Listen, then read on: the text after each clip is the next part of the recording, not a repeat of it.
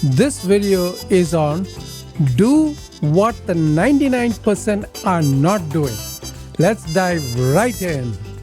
Hey, what's up? Welcome. I'm Dr. TJ, a Harvard-trained surgeon and a motivational speaker. In this channel, it is all about you.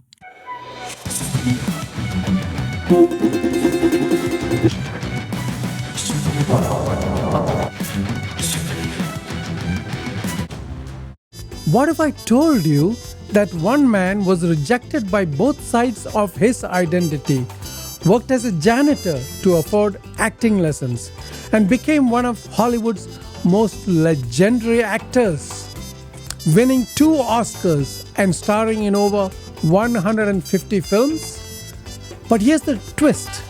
Almost nobody predicted his success. Why? Because he did what 99% of the people refuse to do. Stay with me for the next several minutes because I'm going to share the untold story of a legend, reveal his name at the end, and show you the exact 3 methods he seemed to have used to break through barriers that would have crushed most people. Plus, I'll warn you about the 3 deadly traps that could destroy your progress and give you a personal challenge that could change your life forever towards the end of this video. Now listen, this is crucial. Watch this video all the way to the end to learn fully how to do what the 99% are not doing. The entire video is interconnected. Don't skip any part because every piece builds on the last. If you skip ahead, you'll miss critical methods that will help you turn your dream into reality. Before we dive in, do me 2 quick favors. First, hit that like button and subscribe right now so you don't miss any future life-transforming videos. Trust me, you'll want to be part of this journey. Second, drop a comment right now telling me which part of the world you're watching from. I want to know where in the world life transformation is taking place. Are you in New York, Mumbai, Tokyo? Let me know. I read your comments. All right, let's begin. Our story begins in 1915 in the heart of the Mexican Revolution. A child is born amid gunfire in Chihuahua, Mexico. His father, half Irish, half Mexican, rode with the Pancho Villa's revolutionary forces. His mother, of Mexican and Aztec ancestry, was a soldadera, a woman warrior fighting on the battlefield. When this boy was just 8 months old, his mother fled to the United States, bribing a train engineer to let them hide in a coal wagon. The family scattered. The boy wouldn't see his father again until he was almost 3 years old. Fast forward, the family is together now, settled in East Los Angeles. The boy shows promise. He's talented. At age 12, he wins a statewide sculpture competition with a plaster bust of Abraham Lincoln. He sketches movie stars and mails one to Douglas Fairbanks. To his surprise, he receives a check for $25 in return. He's bright, creative, artistic. During his high school, he wins another competition, this time an architectural design of a marketplace. His prize? A scholarship to study with the Frank Lloyd Wright, one of history's greatest architects.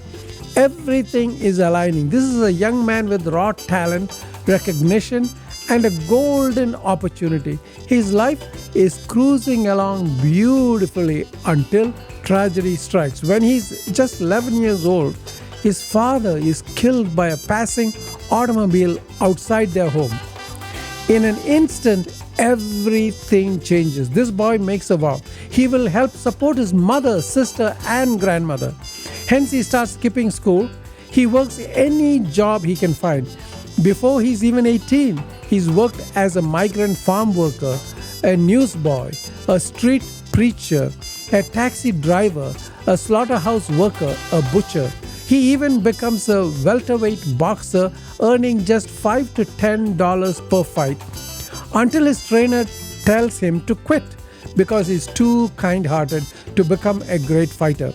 But there's something deeper eating at him, something more painful than poverty. His name? Quinn, an Irish name. The Mexican community rejects him. You're not one of us, they say.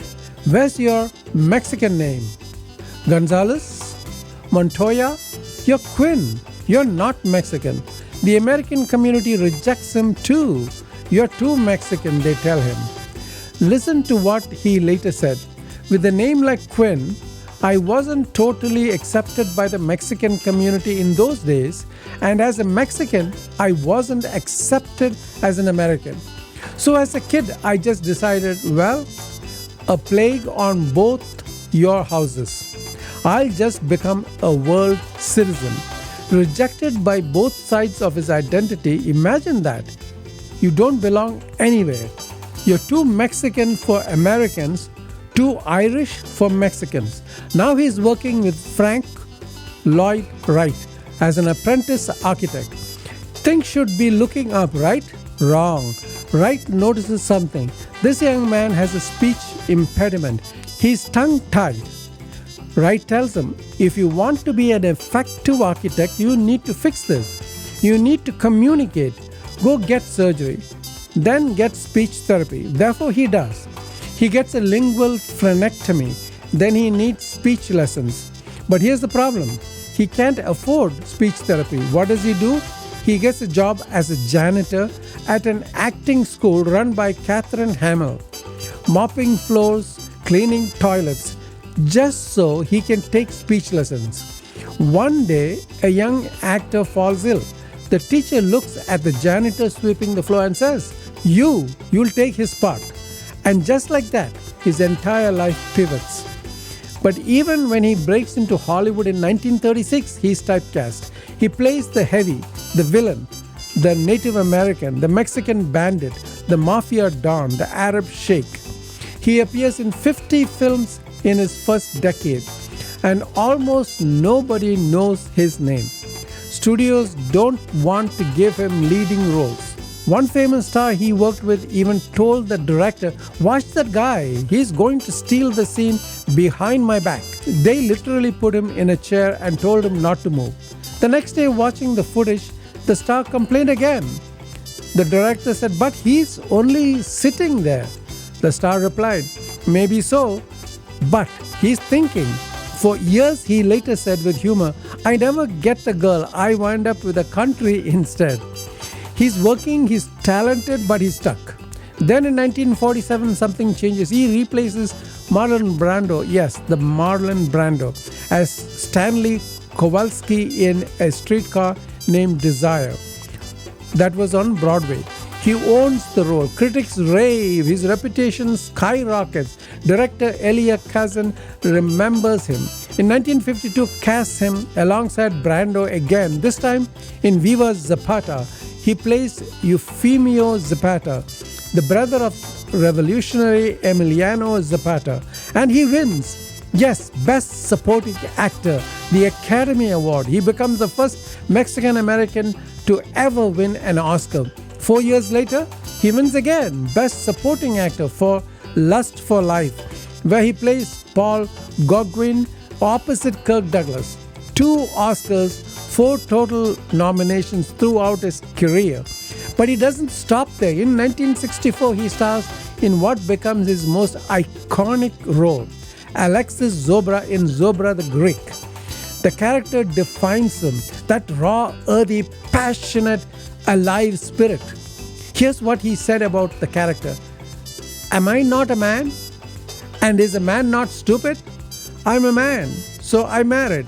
Wife, children, house, everything. The full catastrophe, end quote. Over 6 decades, he appears in more than 150 films. But that's not all. In his later years, he returns to his first love, art. He becomes an internationally acclaimed painter and sculptor. He holds exhibitions in Vienna, Paris, Seoul. He writes 2 autobiographies. He fathers 13 children. His last child born when he is in his 80s. He lives fully, completely without apology. In 1987, he receives the Golden Globe Cecil B. DeMille Lifetime Achievement Award. When he dies in 2001 at age 86, the world mourns. Who was this man? Anthony Quinn, born Antonio Rodolfo Quinn Oaxaca, a legend who refused to let rejection, poverty, or typecasting define him. Now, the three methods to do what the 99% won't do. What did Anthony Quinn do that 99% people refuse to do? Let me break it down into three powerful methods for you.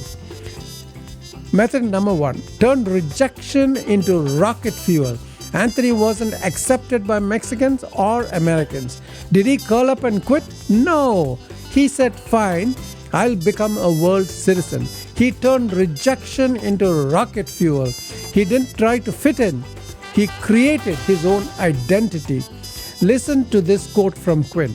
In Europe, an actor is an artist. In Hollywood, if he isn't working, he's a bum. End quote.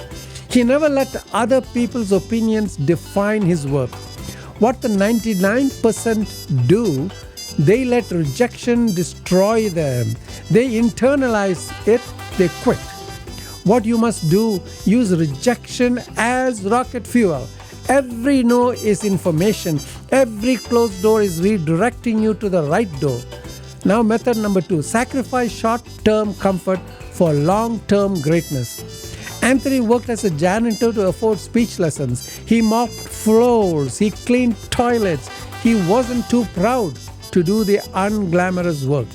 The 99% want comfort now. They want instant results.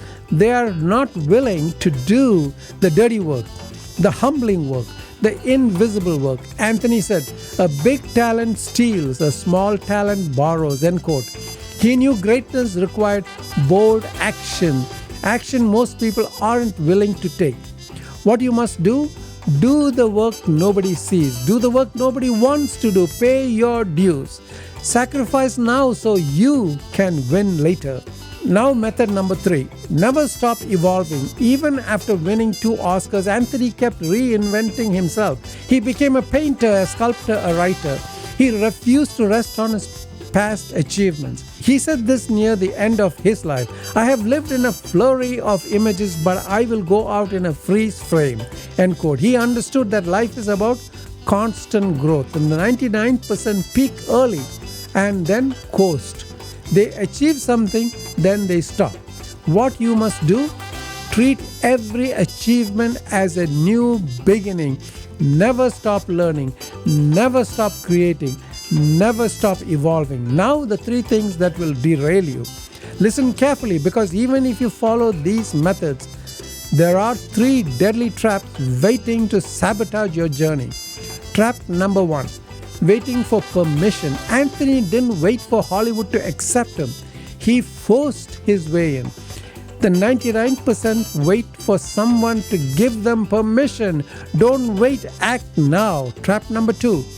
Caring too much about what others think.